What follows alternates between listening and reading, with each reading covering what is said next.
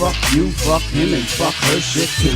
Fuck you, fuck him, and fuck her shit too. As most of you know, a week ago we left an angry message for Brian Sapient in the Rational Response Squad. And to my delight, they actually called me back within 12 hours. It was about 1:30 p.m. They woke me up, and they just kind of whined about what we said. I was really surprised how it got to them. I would have just deleted it, being in a Rational Response Squad and all. But either way, they took up our challenge and said that they would appear on our show.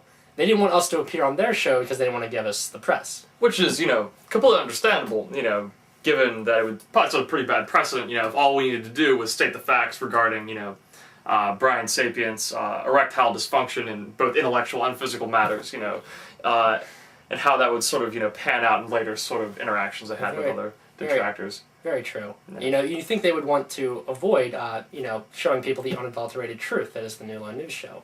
However, they called us back only 2 days later. They called me and put me on their show without fair warning, and basically just whined as a group, just directed all of their, Sort of a gang whine, a bukkake whine, so to speak. Yeah. I mean, I was driving home. It was 2:30 in the morning when I got the call. I was driving home from playing fantasy role-playing games.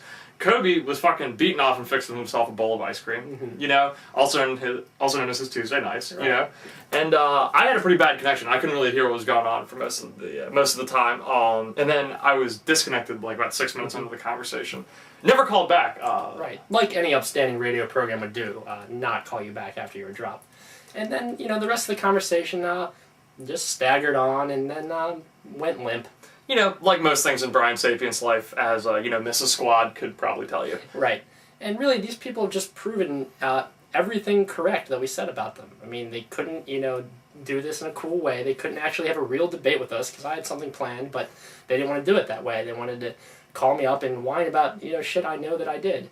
So, and it just goes to show you that me and Graham really are menacing figures, I thought we were just a bunch of idiots, but they were really affected by this. They couldn't, let it go for 2 days.